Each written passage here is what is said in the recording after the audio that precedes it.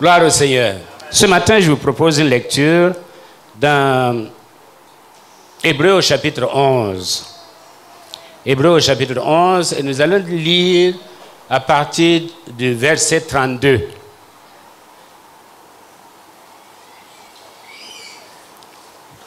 Hébreux chapitre 11, verset 32 à la fin. Et que dirais-je encore? Car le temps me manquerait pour parler de Gédéon, de Barak, de Samson, de Jephthé, de David, de Samuel et des prophètes, qui par la foi vainquirent des royaumes, exercèrent la justice, obtinrent des promesses et fermèrent la gueule des lions, éteignant la puissance du feu, échappèrent aux tranchants de l'épée, guérirent de leur maladie, furent vaillants à la guerre, mirent en fuite des armées étrangères. Des femmes recouvrèrent leur mort par la résurrection. D'autres furent livrés au tourment et n'acceptèrent point de délivrance afin d'obtenir une meilleure résurrection. Et d'autres subirent des moqueries et le fouet, des chaînes et la prison. Ils furent lapidés, sciés, torturés. Ils moururent tués par l'épée. Ils allèrent çà et là, vêtus de peau, de brebis et de peau de chèvre, dénués de tout, persécutés, maltraités. Eux dont le monde n'était pas digne, errant dans les déserts et les montagnes, dans les cavernes et les antres de la terre. Tout cela, à la foi desquels il a été rendu témoignage, n'ont pas obtenu ce qui leur était promis, de Dieu ayant en vue quelque chose de meilleur pour nous, afin qu'ils ne parvinrent pas sans nous à la perfection. Amen. Au verset 1, il nous a donné la définition de la foi. Qu'est-ce que c'est que la foi? La foi est une ferme assurance. La foi est une déclaration. La foi est donc la ferme assurance des choses qu'on ne voit pas, qu'on espère, une démonstration de celles qu'on ne voit pas. Ce matin, je voudrais parler de la foi. Les trois éléments constitutifs de la foi. La foi, cette foi qui n'est pas seulement ponctuelle, quelque chose qu'on croit et qui se réalise, mais cette foi qui est une marque de tout croyant.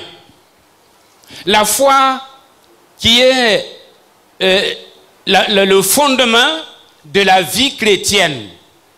La foi qui est l'élément de base de la vie chrétienne. Et pour cela, nous allons voir cette définition-là sous trois mots: l'orthodoxie, l'orthopathie et l'orthopraxie.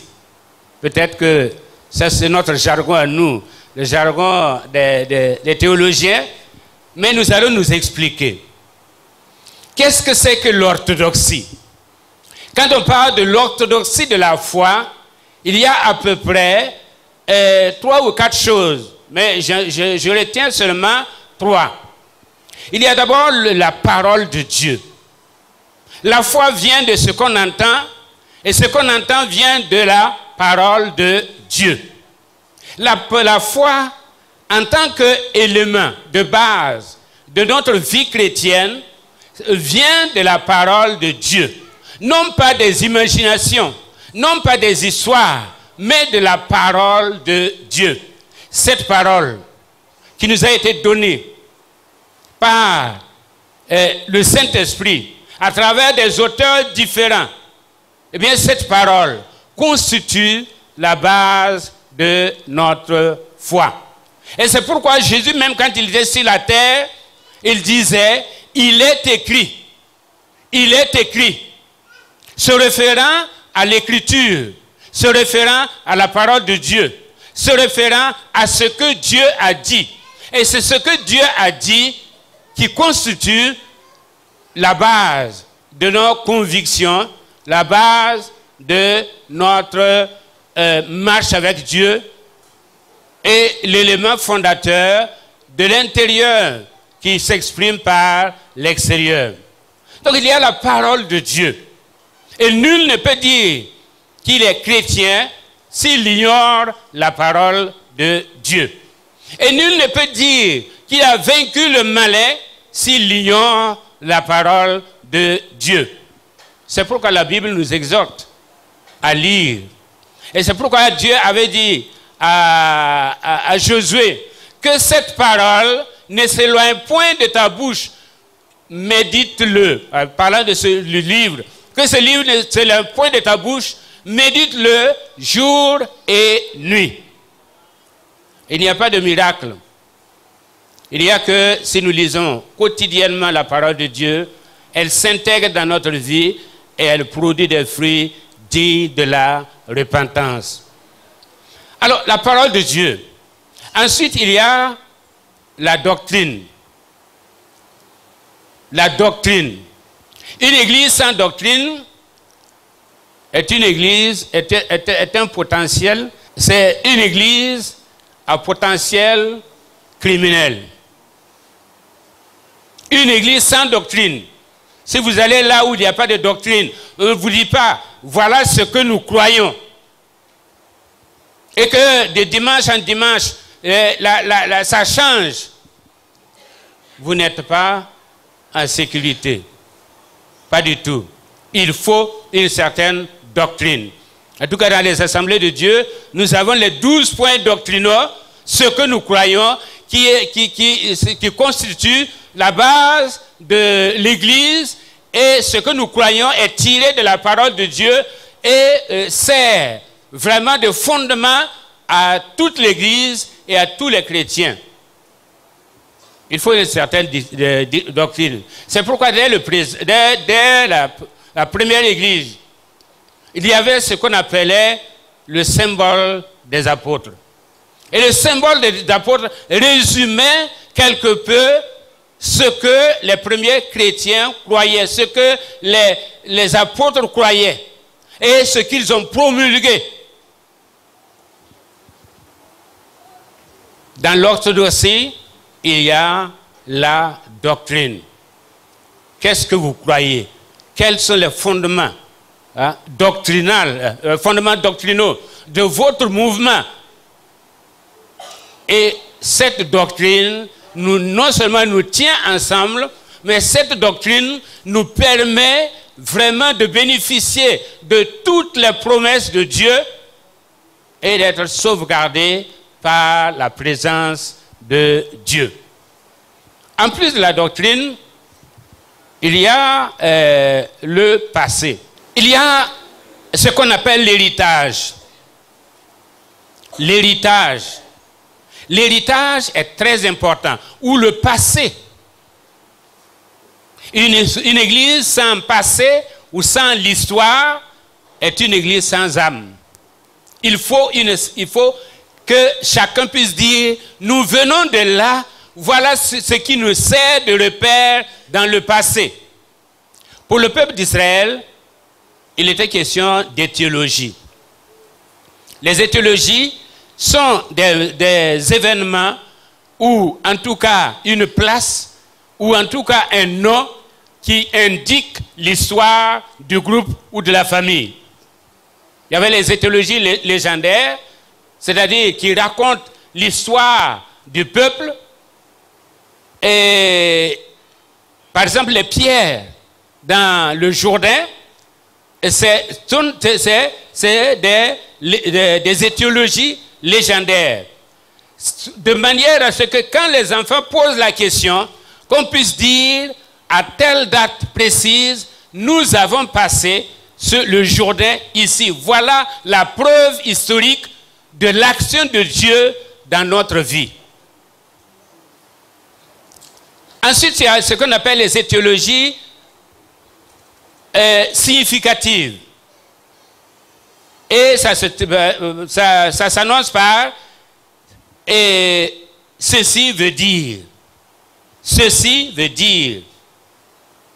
Et là aussi, il y a des exemples dans la parole de Dieu où l'événement signifie quelque chose. La circoncision, par exemple, signifie quelque chose. C'est pourquoi même quand le peuple d'Israël est entré dans la terre promise, il y a eu des étiologies significatives. On a fait quelque chose et les gens peuvent se référer à ce quelque chose-là. Et ensuite, il y a l'étiologie étymologique. C'est par exemple le nom d'une personne ou le nom d'un lieu. Le nom veut dire. Le nom veut dire. Et la plupart des noms dans l'Ancien Testament ont des significations. Ce n'est pas pour rien qu'on donnait les noms. Et même le nom des lieux ont des significations. Donc c'est pour dire qu'il y a un passé. Et chacun de nous doit avoir un passé. Chacun de nous doit avoir une référence. Chacun de nous doit avoir une borne kilométrique spirituelle à laquelle on se réfère pour dire je sais qu'à tel jour, à tel lieu, tel événement m'est arrivé et je ne peux jamais l'oublier. On raconte l'histoire d'un homme qui s'est converti. Il était dans son champ. Et quand il s'est converti, il a planté un arbre. Et l'arbre a grandi. Donc, quand le diable vient lui dire, est-ce que ton expérience est vraie? Il le tournait voir cet arbre-là. Et il se dit, tant que cet arbre vit, je sais que mon expérience ne peut pas être remise en cause. Amen. Amen. Je connais quelqu'un dans cette salle. À quelques mois après sa naissance, quelqu'un, un méchant type, est venu prendre le bébé et l'a amené dans un buisson où il savait pertinemment qu'il y avait des serpents. Et pendant 2 ou 3 jours, on a cherché l'enfant. Son grand-père, qui était pasteur, a fini par aller dans le buisson. Il a trouvé l'enfant, le bébé, entouré d'un gros bois. Un gros bois qui avait entouré l'enfant. Et avec des autres serpents qui certainement guettaient pour pouvoir goûter un peu à la chose. Et le grand-père, il a simplement retiré l'enfant. Il a laissé le bois et les serpents. Et il est venu remettre l'enfant à sa mère. Vous voulez savoir qui c'est? C'est le frère Badini Zacharie. On ne peut pas oublier une telle expérience. On ne peut pas oublier une telle expérience. Parce que ça fait partie des bornes kilométriques qui permettent à la personne de dire « Le Dieu qui m'a sauvé des serpents me sauvera dans toutes les situations. » Amen. C'est l'éthiologie. Ça fait partie de l'orthodoxie, des expériences personnelles ou des expériences des parents, ou en tout cas ce que les parents nous ont dit concernant la foi, ça constitue vraiment des bornes pour nous référer.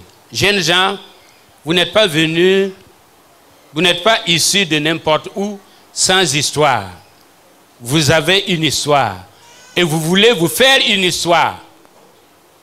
Que l'histoire de vos parents, ceux qui sont nés dans la foi chrétienne, qui ont été éduqués dans cette foi chrétienne, que l'histoire de vos parents vous serve vraiment de référence et de repère, pour que, même si le diable vient, que vous puissiez dire, mon père a été ceci, ma mère était cela, et je sais que je ne peux pas me perdre moi-même, parce que, eh bien, le Dieu de mes parents m'accompagne. Amen. Le deuxième élément constitutif de la foi, c'est l'orthopathie. L'orthopathie, c'est, comment dire, les sentiments qui accompagnent la parole de Dieu. Les sentiments ou la conviction issue de la parole de Dieu. Quand j'écoute la parole de Dieu, quel est l'effet que ça produit sur moi? Quand j'entends la parole de Dieu, quel est l'effet que ça produit sur moi? Je vais citer peut-être 3 choses. Premièrement, la confiance.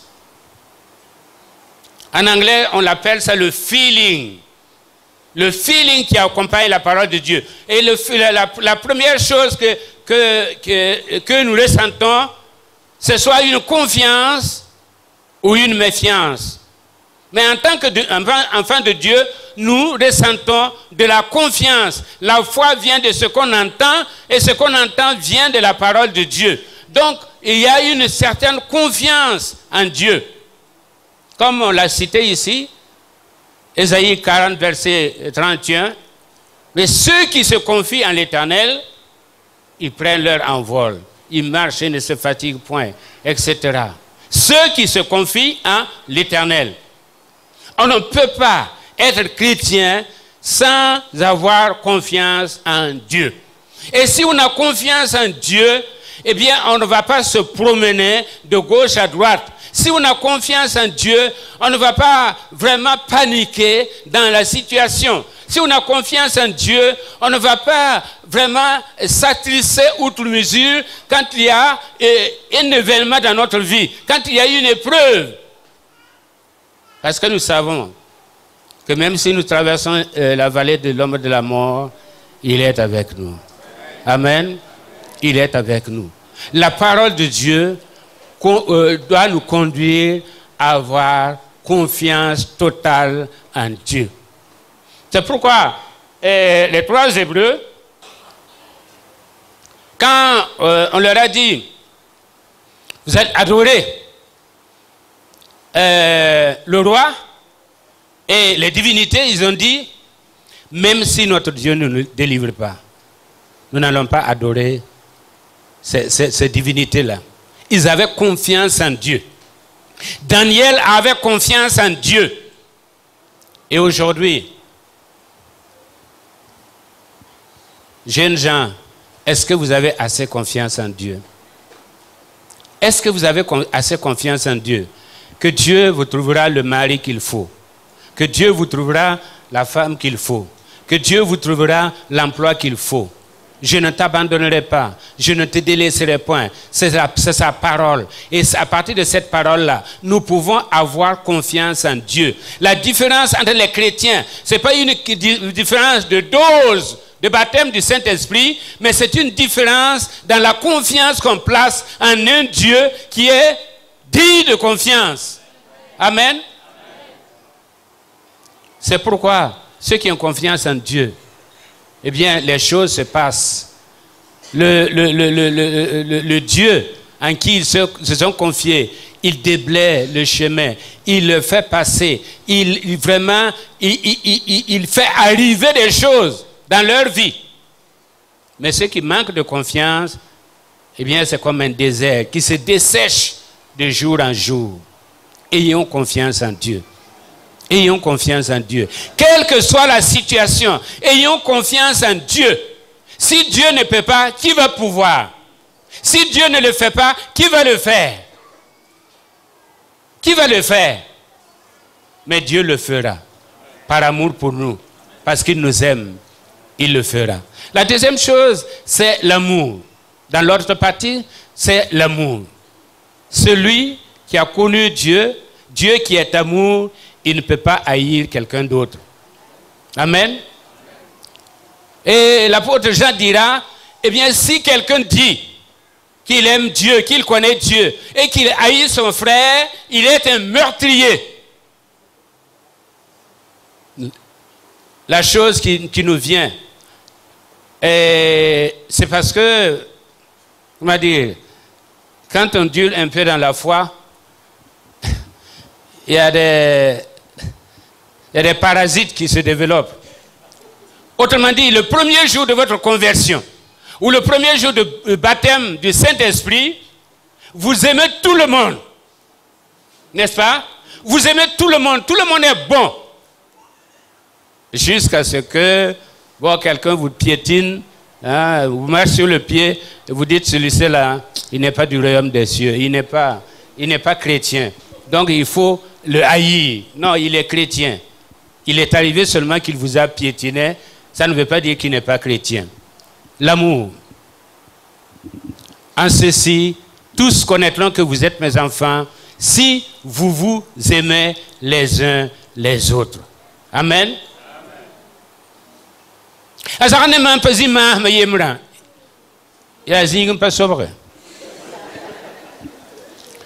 Si vous dites non, un tel et moi, on ne peut pas s'asseoir sous la même ombre, et si la nuit tombe, qu'est-ce que vous allez faire?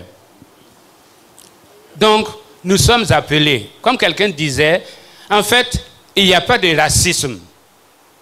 Normalement, il n'y a pas de racisme, puisque nous sommes tous de la race humaine. Donc, on ne peut pas parler de racisme. C'est comme s'il y avait plusieurs races. Il n'y a pas plusieurs races. Il n'y a qu'une seule race. Maintenant, les hommes ont opéré des préférences. L'amour de Dieu, répandu dans nos cœurs, doit s'exprimer autour de nous.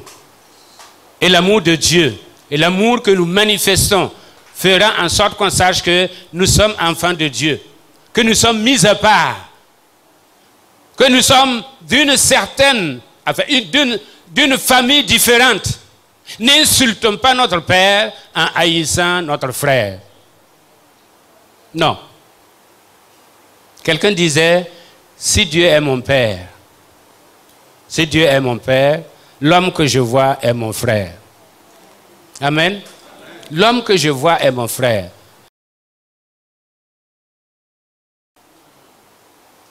Il persiste et il signe. Je suis chrétien, j'irai jusqu'au bout. Dans le passage que nous avons lu, il y a des gens qui ont refusé la libération, préférant souffrir. Ils sont morts, ils ont été sciés, ils ont été torturés, mais ils n'ont jamais abandonné la foi. Si on est convaincu, si on a cette conviction intérieure, cette conviction-là se manifeste aussi par notre engagement total pour Jésus-Christ, quoi qu'il advienne. La plupart des héros dans la Bible ont été des gens qui ont souffert, mais qui n'ont jamais abandonné. Amen. Jeunesse de TGV, vous n'êtes pas de ceux qui reculent pour perdre votre foi, mais vous êtes de ceux qui avancent chaque jour, qui se disent, aujourd'hui je suis à tel lieu, demain je serai peut-être 1 mètre plus loin, 2 mètres plus loin, 1 kilomètre plus loin. Nous sommes de ceux qui avancent. Parce que ceux qui stagnent, ils reculent. Si vous êtes à la même place pendant que les autres avancent, vous reculez. Ne soyons pas à la même place, ni aujourd'hui, ni l'an prochain. Que vous puissiez mesurer votre avance ou votre avancement avec le Seigneur. Amen. Amen. Troisième élément, c'est l'orthopraxie. L'orthopraxie. L'orthopraxie, c'est la foi à l'œuvre.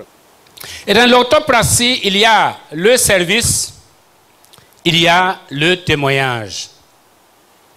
Le service et le témoignage. Dans Ésaïe 42, on a parlé de Jésus-Christ, le serviteur de Dieu, le serviteur par excellence du Père. C'est qu'en hébreu on dit le Ebed Yahweh, le serviteur de Yahweh. Et Jésus, quand il repartait, qu'est-ce qu'il a dit? Je vous envoie pour que vous soyez mes serviteurs. Je suis venu non pas pour être servi, mais pour servir. On peut servir sans aimer, mais on ne peut pas aimer sans servir. On ne peut pas aimer sans servir. Il faut que chacun de nous trouve son lieu de service, son domaine de service, que chacun de nous reconnaisse son talent à lui ou à elle et mettre ce talent-là au service de Dieu. C'est qu'ailleurs on a appelé le potentiel. N'emporte pas ton potentiel au cimetière. N'emporte pas ton potentiel au cimetière. Parce que le cimetière est plein de potentiel non utilisé. Que tu puisses vraiment, pendant qu'il se fait encore jour, servir ton Dieu avec le talent qu'il t'a donné. Je ne sais pas quel est le talent qu'il t'a donné, mais tu le sais. Tu sais ce que tu peux faire pour Dieu. Parce que Jésus ne reviendra plus sur terre pour marcher, pour aller à Bobo pour prêcher, pour aller à Wayugia pour prêcher, pour aller à Tenkodoro pour prêcher. Mais c'est nous. Il nous a délégués. Il nous a envoyés pour que nous puissions aller et travailler, faire et être pour lui.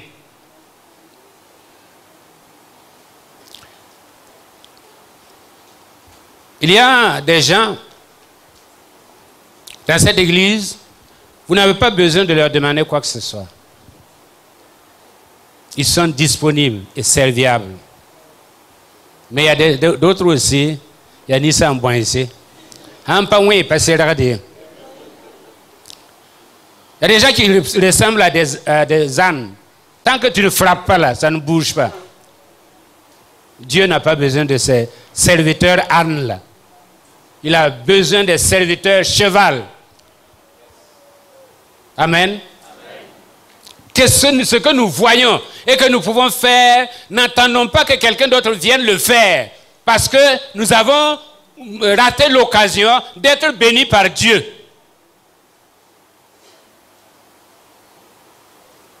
Le service, je n'en dirai pas trop, mais vous savez ce que c'est. Que chacun de vous, dit l'apôtre Paul, met ses talents au service de l'autre. Au service de l'autre. Au service de la communauté. C'est ainsi que nous allons grandir ensemble. Ensuite, il y a le témoignage. Dans l'autopraxis, il y a le témoignage. D'une façon générale, l'autopraxis, c'est les œuvres, c'est-à-dire tout ce que nous posons comme acte. Tout ce que nous posons comme acte. On dit qu'il y a des gens qui ont le don de donner. Malheureusement, il y a beaucoup qui ont le don de recevoir. Et ça ne nous arrange pas. Hein. Si vous avez le don de recevoir, ça ne nous arrange pas. Il faut avoir le don de donner. Parce que ça fait partie de l'autopraxis, c'est-à-dire les œuvres qu'on pose, les actes qu'on pose, les œuvres dans notre vie. Le témoignage. Ce que tu es, quelqu'un l'avait dit, ce que tu es, crie plus fort que je n'entends plus ce que tu dis. Si nous sommes des jeunes chrétiens, que dans nos services, dans notre voisinage, qu'on puisse savoir que nous sommes des chrétiens. Amen. Ne faisons pas comme ce jeune homme qui devait aller à la guerre. Et son pasteur lui a dit, écoute, si tu arrives, il faut témoigner. Alors il prend sa Bible, il met au fond de sa valise, et pendant tout le séjour, il n'a rien dit, il n'a pas fait savoir à qui que ce soit qu'il était chrétien. Le pasteur lui avait dit, tu seras persécuté. Il revient, il dit au pasteur, je n'ai pas été persécuté. Le pasteur dit, pourquoi? Parce que personne n'a su que j'étais chrétien.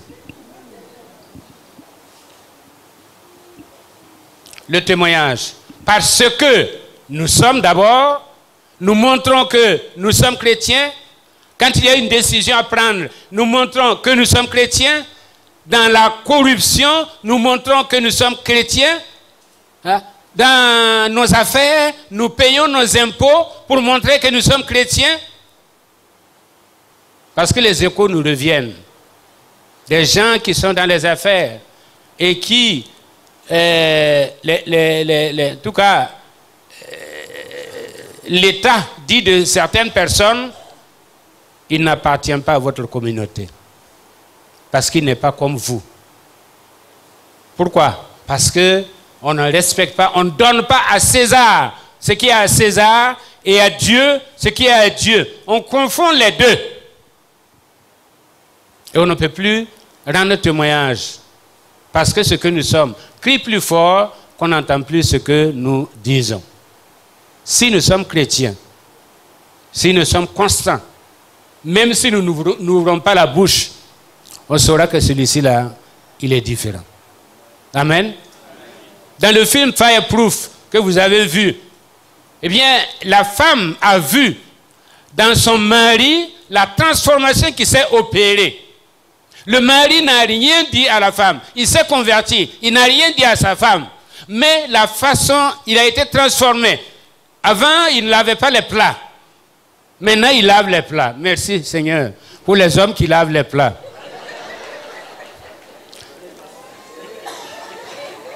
Avant, il ne balayait pas la maison. Maintenant, il balaye la maison. Merci, merci à Dieu pour les jeunes qui balayent les maisons. La femme a vu que son mari a été transformé. Avant, si elle était malade, ce n'était pas son problème. Maintenant qu'elle est malade, elle est couchée, le voilà qui vient, qui la soigne. Et elle lui pose la question. Mais Caleb, qu'est-ce qui t'est arrivé? C'est pas normal. C'est pas normal ce que tu fais. Et il dit, bienvenue au nouveau normal. C'est le nouveau normal. C'est l'homme qui s'est converti. Et finalement, elle a dit, tu as quelque chose en toi. Tu as changé. Et je veux le même changement. Je veux que ce qui t'est arrivé m'arrive aussi à moi. Amen. Que dans nos services, dans nos lieux, dans notre environnement, qu'on puisse dire, j'ai vu quelque chose de différent en toi. Et je veux que ce qui t'est arrivé m'arrive aussi. Et le mari a simplement répondu, c'est possible. C'est possible. It can. C'est possible. Il l'a conduit à la croix. Là où il s'est converti, c'est là que sa femme aussi s'est convertie. Amen. Le témoignage. Le service et le témoignage, c'est l'orthopraxis. Quand nous avons reçu la parole de Dieu, l'apôtre Paul nous dit qu'il y a des œuvres préparées d'avance pour nous afin que nous les accomplissions. Ça fait partie de l'expression de notre foi envers les autres. La Bible dit, si tu vois quelqu'un qui est dans le besoin, il a faim, et tu lui dis, va et mange, c'est pas bon. C'est pas bon. Il faut lui donner à manger. Il faut lui donner à manger. Donc voilà les trois éléments constitutifs de notre foi. Et quand je parle de foi, c'est la vie chrétienne en général. C'est pas la foi qui guérit les malades, c'est pas la foi qui opère des miracles, mais c'est la foi qui est le fondement de notre vie chrétienne. L'orthodoxie, l'orthopathie et l'orthopraxie. Que le Seigneur nous aide, afin que nous ayons cette foi-là, et que nous soyons des exemples, et que nous soyons vraiment un centre où, si vous voulez, une citerne, où les gens peuvent venir pour puiser de l'eau, pour boire, parce qu'ils ont soif, parce qu'ils ont des besoins. Mais ils ont vu que nous sommes différents, ils ont vu que nous avons quelque chose, et ils vont venir. Que Dieu vous bénisse.